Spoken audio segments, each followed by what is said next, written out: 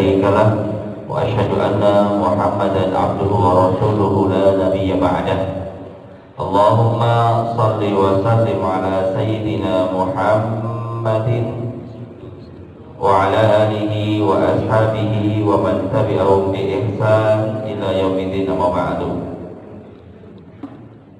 Jemaah salat subuh yang dimuliakan Allah Subhanahu wa taala, marilah kita mengingatkan diri kita pribadi, keluarga kita untuk terus memperbanyak syukur dan taubat kita kepada Allah Subhanahu wa taala.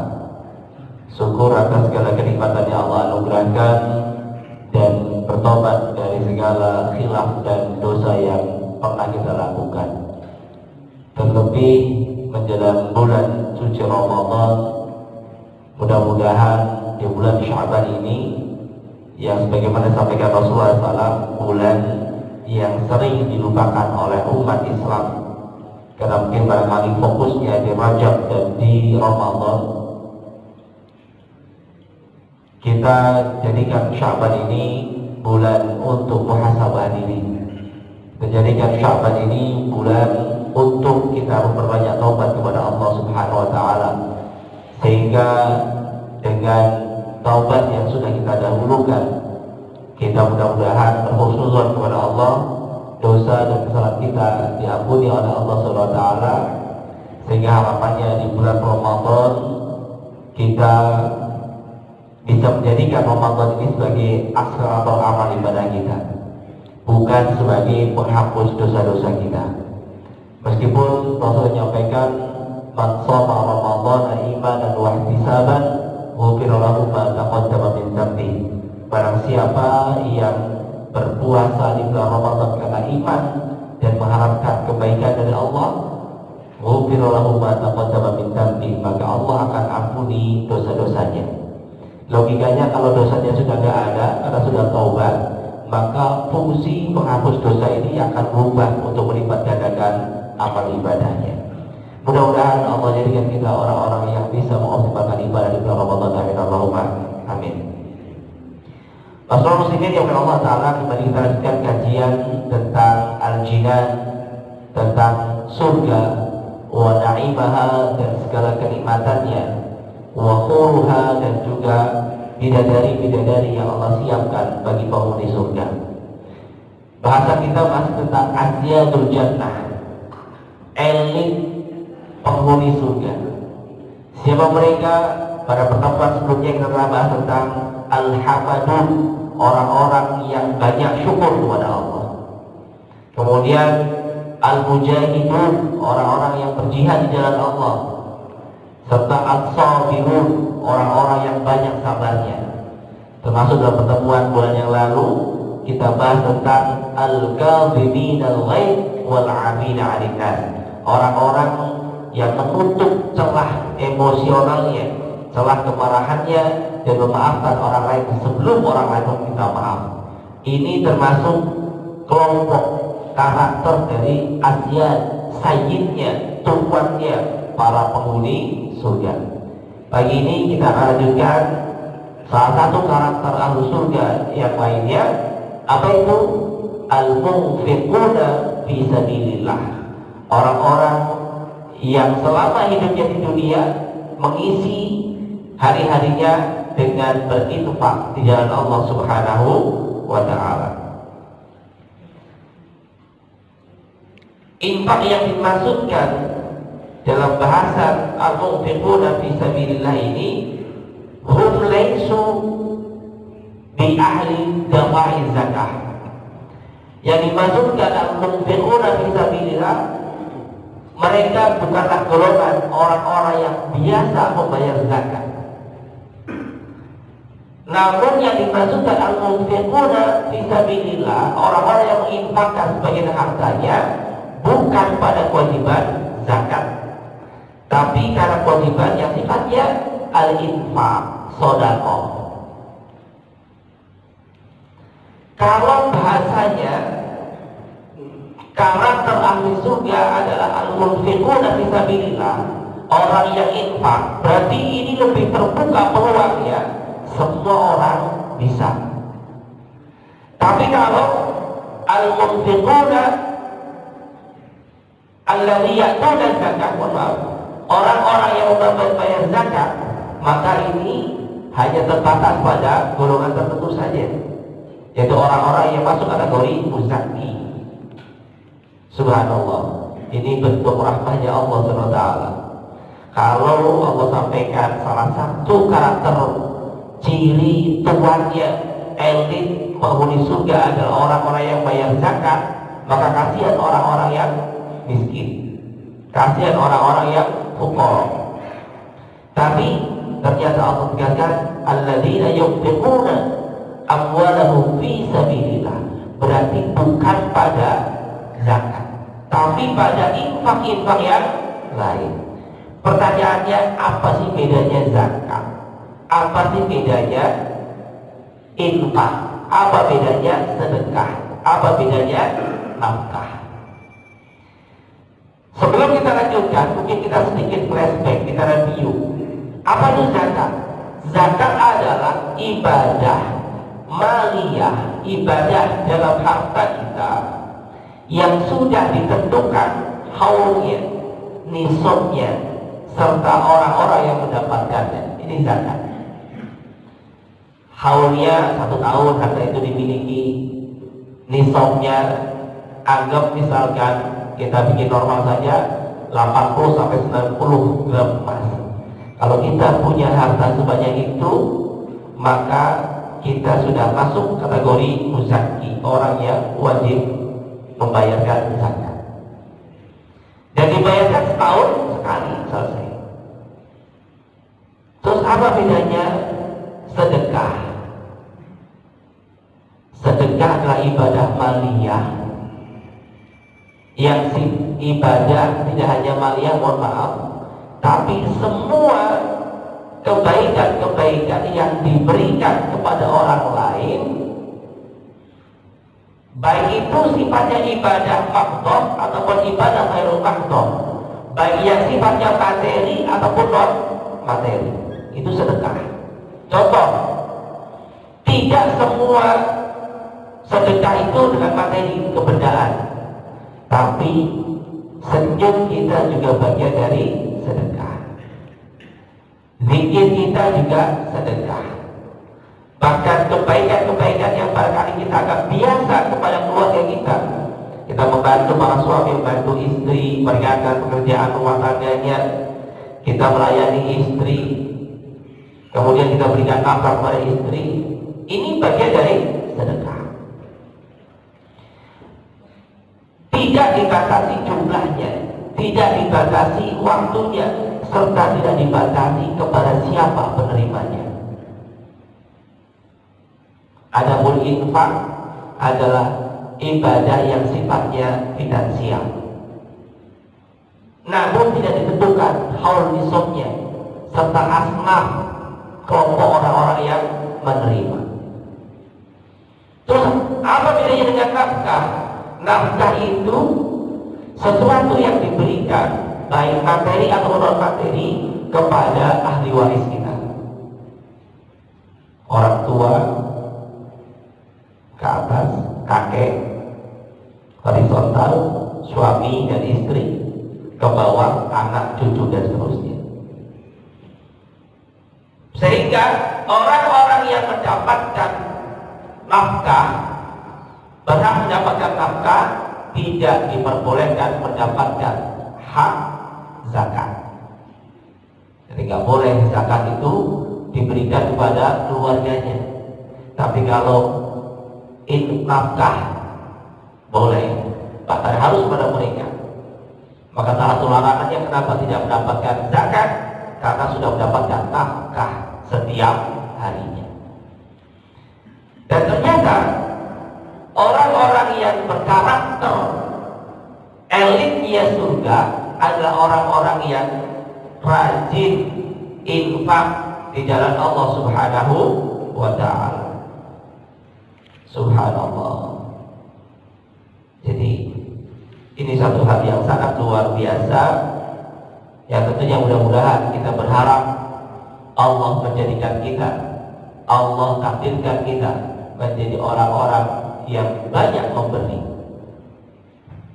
Walladzina yunfiquna amwalahum ria'an nasi wa la yu'minuna billah wa la bil yaumil akhir.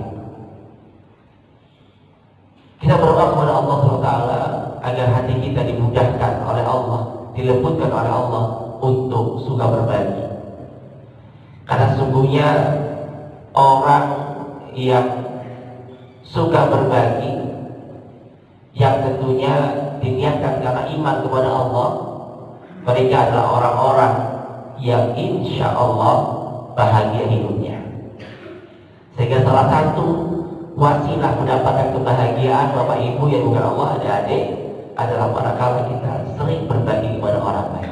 Apapun, tidak harus banyak, sedikit. Kalau sering juga sangat luar biasa. Syukur-syukur banyak, sering. Tapi jangan lupa Allah mengingatkan kita, walladzina yunfiquna amwalahum, orang-orang yang menginfakkan hartanya ria'an nas wa la yu'minuna billah wa la bil yaumil akhir. Yang tujuan memberinya itu ria'an nas, agar dilihat oleh orang lain. Wa la yu'minuna, bahkan bisa jadi karena loyalnya tujuannya kita ngasih hanya untuk bahan konten barangkali, hanya untuk agar kita dilihat oleh orang lain, agar kita mendapatkan citra yang positif di masyarakat. Ria'an nas wa la yu'minuna billah, bahkan bisa jadi sikap ini muncul lahir karena tidak ada iman di dalam hatinya, iman kepada Allah dan iman kepada hari akhir. Apakah mereka termasuk orang-orang yang munfikun? Iya, mereka menjadi orang yang munfik, orang yang memberi, tapi sifatnya hanya di dunia. Pernah saya sampaikan, kalau yang begini, tipe munfik begini, orang yang memberi begini, maka ini cenderung kepada orang-orang yang tidak beriman kepada Allah, orang-orang di luar Islam. Makanya infak mereka ghayatuhum li ghadid dunya, tujuan mereka berinfak karena tujuan yang sifatnya duniawi. Pertanyaannya, apakah ini karakter elit surga? Jawabannya pasti lah, tidak. Infak secara umum ayatnya banyak sekali, tapi yang menarik ini, Allah itu subhanallah, Allah menginginkan kita memberi sesuatu yang baik dengan cara yang baik, sehingga orang-orang yang berinfak tapi karena tujuan-tujuan tadi, maka tidak masuk kategori ciri-ciri orang-orang elit sebenarnya. Makanya saya mengingatkan saya pribadi dan jemaah sekalian, pastikan pada saat kita memberi apapun yang kita berikan, ingat semata-mata karena Allah Subhanahu wa taala, semata-mata karena kita ingin memantaskan diri menjadi elit surga. Sehingga kita perlu memahami konsep Al-Baqarah ayat 262. Di era kekinian yang banyak sekali peluang orang itu tergoda rasa ikhlasnya minimal manakala kita infak, kita tidak termasuk kategori 262. Apa itu? Ini kalau tadi konsep An-Nisa ayat 38, orang yang berinfak tapi tujuannya untuk ria, orang yang ria otomatis orang yang wala yu'minuna billahi wal yaumil akhir. Ini sudah selesai semuanya. Tapi kita insya Allah mendapatkan porsi yang luar biasa karena keimanan. Tapi meskipun begitu, ada peluang kita tidak mendapatkan apa-apa kalau caranya pada saat kita berinfak tidak sesuai dengan apa yang Allah inginkan. Alladzina yunfiquna amwalahum fi sabilillah thumma la yutbi'una ma anfaqu manna wa la 'adha lahum ajruhum 'inda rabbihim. Orang-orang yang menginfakkan sebagian hartanya di jalan Allah Subhanahu wa taala, thumma la yutbi'una manna wa la 'adha. Berarti dalam ayat ini orang yang munfik, orang yang infak itu punya iman kepada Allah. Dan niatnya karena Allah, bukan karena yang lain. Cuma yang menarik, thumma la yutbi'una manna wa la 'adha. Infak si infak, cuma kadang-kadang diikuti dengan manna. Mana? Apa itu manna? Manna itu banyak nyebut-nyebut, banyak diomongin. Datang orang ke rumah minta tolong kepada kita, kasih. Cuma kalau sekali, dua kali, tiga kali ada potensi orang sehat kok, mau yang tak dibawa terus, masih bisa kerja, minta-minta di mana-mana. Ini termasuk kategori ada. Kalau mana kita sering ngomong ke orang, tuh kan, coba kalau enggak saya ngasih siapa kira-kira. Makanya jangan pelantu deh sama kita, jangan gaya nurut sama kata kita, karena ada bapak saya yang ngasih. Ini manna. Kita sering menyebut-nyebut infak kita, pertolongan kita, sedekah kita. Apalagi kalau ada ditambah mana ada pula. Kalau semacam ini, pertanyaannya, infaknya diterima gak jemaah? Kita kasih ini kalau orang ngasih 100.000, 50.000, tapi sampai ngomong bolak-balik mulu. Kemarin proposal RT, sekarang proposal RW, mungkin besok proposal PKM. Ini menyebut-nyebut, dan itu kalau bisa jadi, apalagi kalau nyinggung personal, itu sebagai ada, sebagai sesuatu yang menyinggung perasaan orang lain. Mendingan kalau nggak mau ngasih, ya nggak apa-apa. Jangan lebih baik nggak ngasih ketimbang ngasih yang begini. Atau gimana coba? Lebih baik ngasih sambil manna wa la 'adha atau nggak ngasih? Idealnya ngasih, tapi jangan diikuti manna wa la 'adha. Tapi ngasih dengan manna wa 'adha lebih baik ketimbang ngasih. Lebih murah lagi udah nggak ngasih, ngomel-ngomel, gitu. Mencaci maki mereka, itu lebih parah lagi. Ini Masya Allah. Jadi ternyata infak pun, sedekah pun masih ada potensi kita mendapatkan apa? Talbisul iblis, mendapatkan tren, jebakan, prank dari iblis, sehingga kita infak tapi ajruhum 'inda rabbihim ini gak maksimal. Pahala di sisi Allah makanya luar biasa.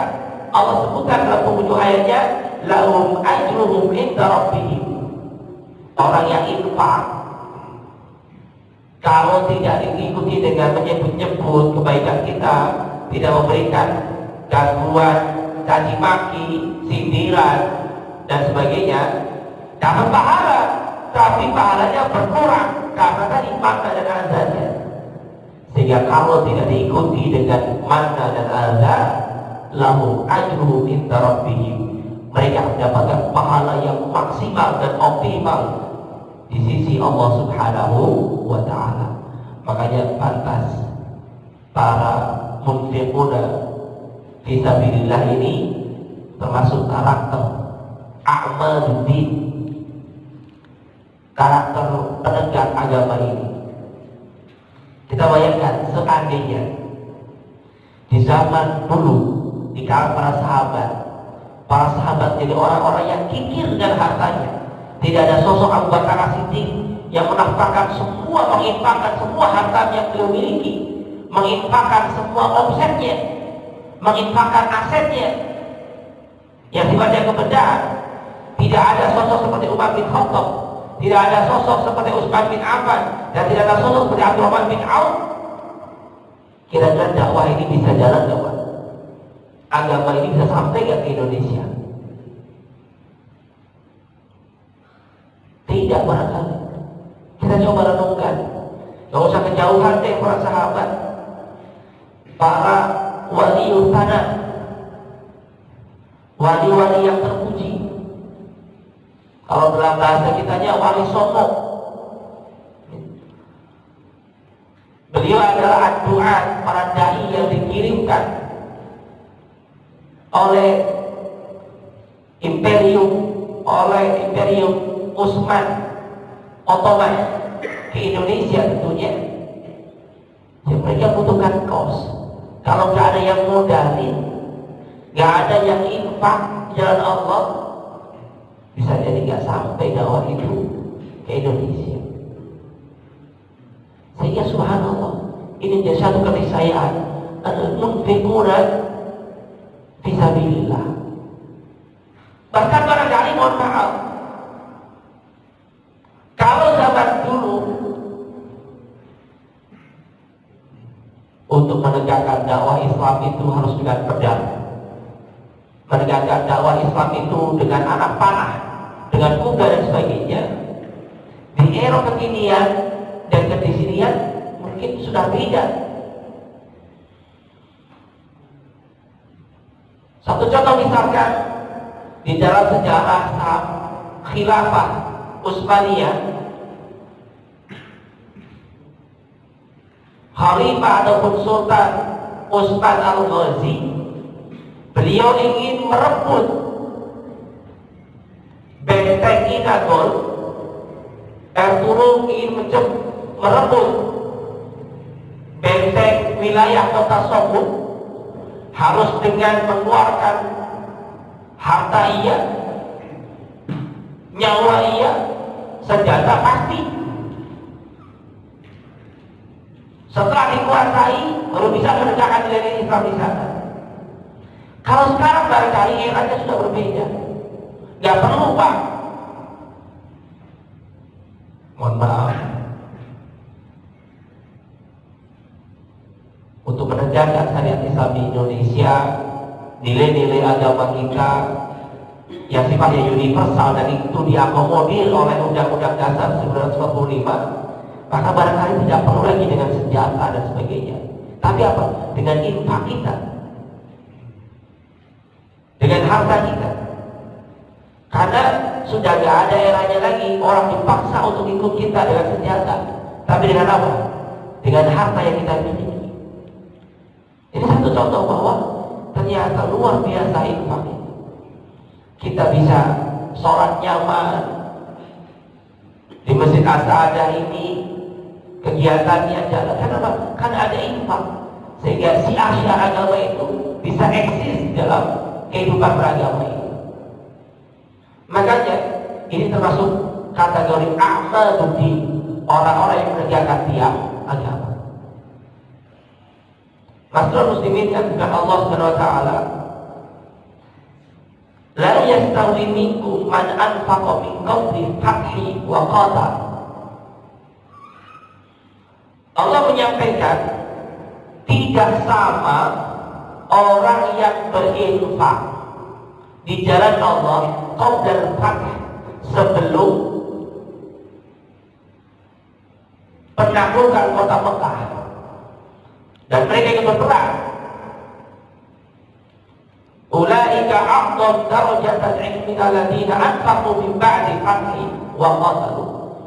Mereka mendapatkan orang-orang yang berinfak di zaman salaf dulu, pahalanya lebih banyak dibandingkan yang belakangan.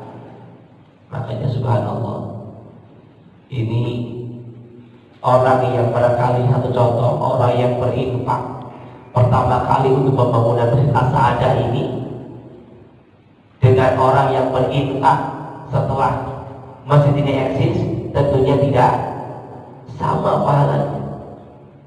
Sama nggak kira-kira Pak? Orang yang infak wakaf untuk pembangunan Masjid As-Sa'adah ini di generasi awal pertama kali masjid ini mau berdiri dengan orang yang berinfak sekarang, sama nggak kira-kira pahalanya? Gimana? Sama tidak kira-kira Pak? Tidak. Tidak sama. Orang yang infaknya lebih dulu dan orang yang infaknya belakangan tidak sama. Apalagi kalau dibandingkan orang yang berinfak para sahabat dulu yang infaknya sebelum penaklukan kota Mekah, di mana eksistensi dakwah Islam itu menjadi keniscayaan. Bahkan Allah pun menyampaikan hal tersebut. Meskipun sama-sama ikut perangnya, sama-sama mengorbankan nyawanya, tapi nilainya di hadapan Allah sangat berbeda. Dan sebaik-baik sedekah, sebaik-baik infak, apa yang Allah sampaikan di dalam surat Ali Imran ayat 92, lan tanalul birra hatta tunfiqu mimma tuhibbun. Tidak akan sempurna kebaikan yang kita miliki. Kita insyaallah min ahlil khair, kita min ahlil birra. Namun kata Allah tidak akan sempurna kebaikan kita sebelum kita merasakan tunfiquna mimma tuhibbun, menginfakkan harta yang paling kita cintai. Tentunya di jalan Allah Subhanahu wa ta'ala untuk kepentingan eksistensi dakwah, untuk kepentingan eksistensi Islam. Masalah muslimin yang Allah Ta'ala, ini sekedar review buat kita semuanya, yang saya yakin insya Allah kita yang hadir di sini mudah-mudahan termasuk orang-orang yang munfiquna fi sabilillah, orang-orang yang menginfakkan sebagian hartanya di jalan Allah Subhanahu wa ta'ala. Tinggal tadi pastikan infak kita bukan karena ria'an nas. Infak kita la yutbi'una manna wala adha, tidak diikuti dengan menyebut-nyebut kebaikan kita dan diikuti dengan azab, tapi kita berikan yang terbaik. Ada sedikit kita sampaikan dengan bahasa yang terbaik, ada banyak jangan disebut-sebut. Kalau nggak ada, sampaikan dengan kalimat yang lebih baik yang tidak menyakiti hati mereka. Maka muslimin yang karena Allah Ta'ala, ini termasuk karakter ahli surga, elit surga yang mudah-mudahan kita dan keluarga kita termasuk orang-orang yang dimudahkan untuk memantaskan diri menjadi elit tersebut. Amin Allahumma amin. Engkau pilih yang mana? Apakah kita kepingin masuk dari sisi kesabaran, masuk dari sisi pujian, masuk dari kalbi dan lain menutup emosi, ataupun masuk dari sisi al-munfiquna amwalahum fi sabilillah. Dan tentunya setiap individu punya potensi yang berbeda, setiap individu punya peluang yang berbeda. Monggo kita passionnya di mana, kita senangnya di mana, optimalkan itu. Yang sudah kecanduan infak, yang sudah terlanjur happy senang bagi, lanjutkan dan sempurnakan infak tersebut dengan cara yang baik. Bahkan kalau perlu infaknya infak siri, jangan nikahnya siri, tapi infaknya yang siri. Ya bapak ya. Yang siri apa? Infaknya, bukan nikah. Infaknya siri, cukup antara kita dengan Allah yang tahu. Tangan kanan yang infak, tangan kiri tidak tahu. Ini pahalanya sangat-sangat luar biasa. Dan mudah-mudahan Allah mudahkan kita menjadi orang-orang yang gampang berinfak di jalan Allah. Dan sesungguhnya infak tadi tidak harus dengan materi, dengan ilmu kita juga bagian dari infak, keahlian kita bagian dari infak. Tinggal tadi kita niatkan semuanya lillah, karena Allah. Masalah muslimin yang berlantar, inilah yang saya sampaikan pada pagi hari ini. Mudah-mudahan Allah mudahkan kita, anak keturunan kita, zuriat-zuriat kita menjadi elit surga. Amin Allahumma amin. Tidak hanya sekedar ahli surga, tapi kita berharap menjadi elitnya surga dengan kita mengamalkan beberapa poin yang sudah saya sampaikan di atas. Mudah-mudahan bermanfaat dan mudah-mudahan Allah kumpulkan kita di surga yang kelak bersama-sama dengan keturunan kita, dan tentunya di tempat yang paling tinggi di surga, yaitu Firdausil A'la. Amin ya rabbal alamin. Demikian, mudah-mudahan bermanfaat. Dan sebelum saya akhiri, barangkali ada yang bertanya satu dua hal, saya persilakan.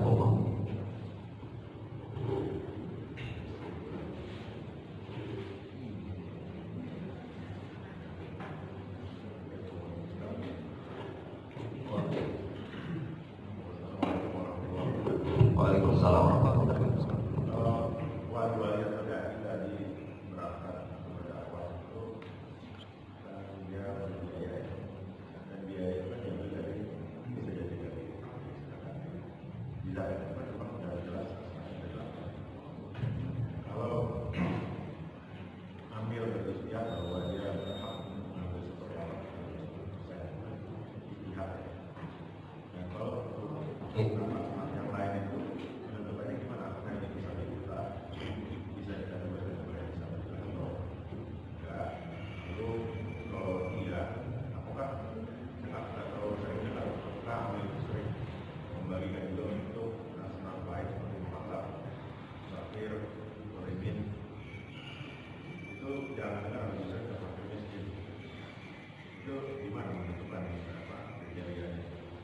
Iya, jadi asnaf zakat itu bukan sifatnya istihadi, tapi tauqifi, sesuatu yang sudah baku dari Allah Subhanahu wa taala. Khudh min amwalihim shadaqatan tutahhiruhum, dan seterusnya, dan surat Taubah ayat 60 selesai itu. Jadi kalau misalkan ambil 8 asnaf yang dimaksudkan, satu adalah ambil menentukan 8 bagian ataupun 12,5%, itu bukan istihad, tapi itu memang hak mereka. Tapi ada skala prioritas. Idealnya zakat itu dibagi rata. Misalkan ada 1 juta, ya sudah 1 juta ini dibagi 8, masing-masing golongan 12,5 juta. Amil 12,5 juta, kemudian fakir miskin, fuqara wal masakin 12,5 juta, kemudian al-gharib 12,5 juta, mu'alaf juga termasuk 12,5 juta. Lah ini yang kadang-kadang semuanya difokuskan fisabilillah 12,5 juta, kebanyakan kepada fuqara dan masakin, serta fisabilillah, kemudian amil. Kadang-kadang cuma bagi 4 ataupun 5 saja. Padahal ada di sana wal mu'allafati qulubuhum, orang-orang yang baru tersentuh hatinya untuk berislam kepada Allah, beriman kepada Allah SWT. Jadi saya tegaskan, ini bukan istihadi, tapi tauqifi. Tapi dalam prakteknya perlu istihad, iya betul. Tinggal kita lihat lingkungan kita. Jadi zakat orang pondok safari itu akan lebih baik pada kala dikelola oleh orang-orang pondok safari dan diberikan kepada orang-orang pondok safari. Jadi ringkas dulu. Tinggal kita data di pondok safari ini 8 asnaf itu ada apa tidak? Oh, ternyata di pondok safari cuma ada 4 asnaf selesai. Kemudian pembagiannya tidak sama rata.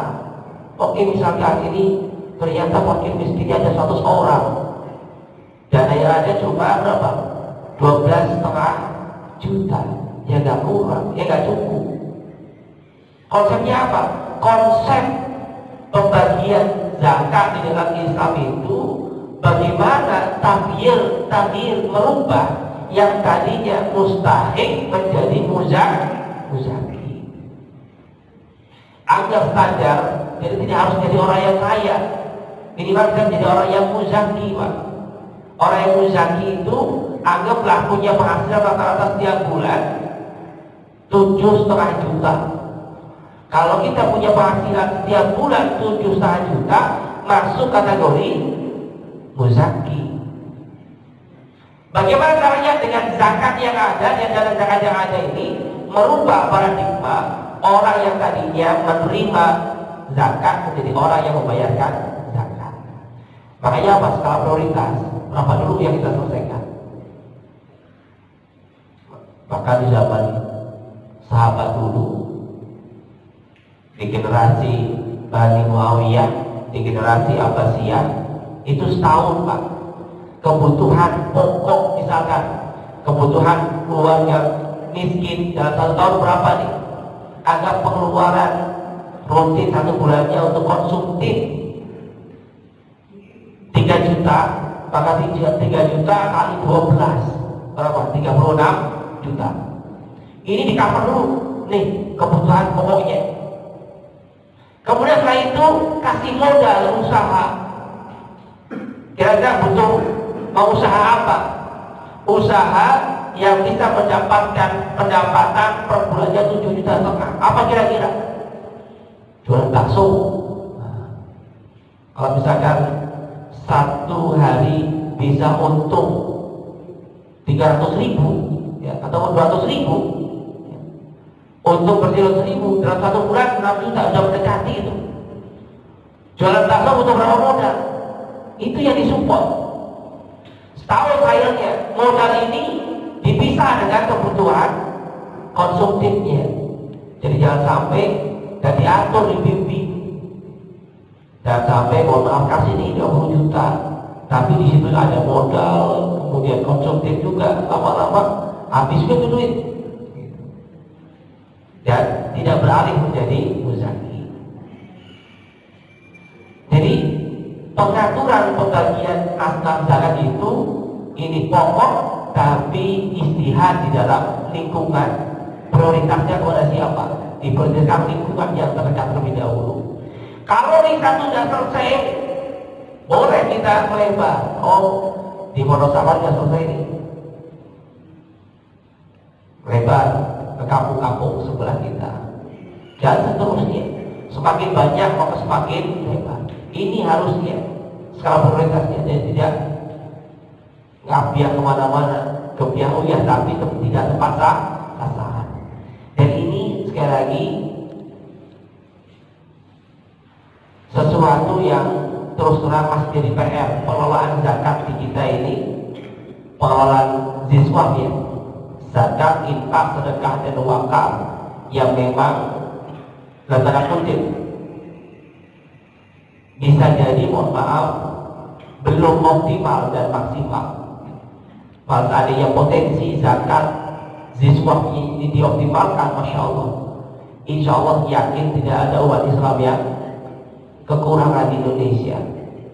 Cuma ternyata pada Allah ya, potensi zakat di Indonesia ini masih hitungan miliaran, belum triliunan. Padahal potensinya sangat besar.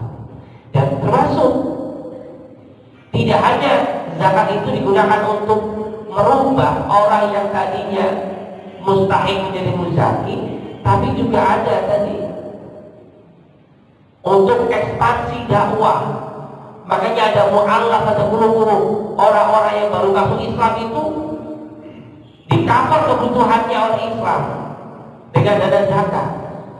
Kalau nggak ada, boleh dipakai untuk berdakwah. Dakwah yang masuk ke dunia masyarakat yang memang mereka belum kenal Islam. Sasarannya bukan agar mereka masuk Islam, tidak. Minimal mereka mengenal Islam. Dan harapannya dengan bergabung dengan Islam, mereka bisa masuk ke dalam Islam. Ada fisabilillah kebutuhan untuk membiayai para dai, membiayai orang-orang yang totalitas berdakwah di jalan Allah SWT. Makanya subhanallah, jadi dai dari dulu itu mandiri Pak. Dai dulu itu mereka berdakwah tapi tidak tergantung dengan dana zakat, tapi apa? Dengan perniagaan mereka, saudagar. Jadi kemanapun mereka, ya ini bedanya kita dengan generasi dulu ini aja Pak. Mindsetnya dakwah, apapun profesinya dakwah. Coba kita di Indonesia, Wali Songo, ya, Sunan Ampel, ya, Sunan Kalijaga misalkan, Sunan Gunung Jati, termasuk Raden Patah. Awalnya mereka memang konsepnya dijak oleh keluarganya berdagang, tapi dagangnya mindsetnya bagaimana dagang ini bisa membiayai dakwah. Jadi apa? Kita berniaga tapi tidak menikmati perniagaan itu. Kita berbisnis, bisnis sebagai sarana bukan tujuan. Sudah dapat duit banyak, tidak dinikmati untuk kepentingan pribadi saja, tapi untuk kepentingan umat. Makanya kita rindu sosok-sosok semacam ini di tengah masyarakat kita. Kalau ada saja sosok semacam ini 2, 3 ataupun 10, ya, insya Allah bisa menandingi 9 cacing. Gitu. Nah, kita masalahnya umat Islam, ya, saat ini masih di bawah rongrongan 9 cacing umat Islam di Indonesia khususnya. Ya, kita butuh saudara-saudara Islam yang mereka berniaga, berdagang, berbisnis, namun menjadi sarana dakwah, sarana penopang dakwah. Ada salah satu kisah cerita subhanallah. Saya baru tahu 2 hari yang lalu ada salah satu bisnismen muslim di Bandung gak tanggung-tanggung Pak menginfakkan 200 miliar untuk infak agar apa? Agar dakwah di kandang merah itu terbuka. Setitik putih di kandang merah. Kelihatan banget ya Pak, ini putih, ini merah, kelihatan banget meskipun satu titik. Makanya nggak apa-apa, gimana caranya dia masuk dulu ke sana. Ini ada kandang komunis nih, kandang merah. Gimana caranya ada sosok yang layak didorong jadi dai di sana, berdakwah dengan caranya, berdakwah dengan kemampuannya. Tapi perlu disupport, kasih 200 miliar. Dan subhanallah dakwahnya diterima di sana. Bahkan merubah sedikit demi sedikit merubah mindset cara berpikir masyarakat di sana. Ini masya Allah. Ternyata ada Pak. Ya. Orang yang infaknya itu mabuk sebenarnya kalau kita. Ya. Infaknya 200 miliar, nggak pakai mikir gitu, jalan. Tapi ternyata subhanallah konsepnya semakin banyak yang kita keluarkan, semakin banyak yang akan Allah berikan. Ini janji Allah Subhanahu wa taala. Dan ternyata benar. Belum kita sendiri setelah belum ngasih 2 miliar, 200 miliar, gak lama telepon ada yang siap nih, tolong dong dikelola duitnya. Dia punya duit nganggur triliunan, masya Allah. Makanya langsung tuh belum buat rumah sakit di mana-mana.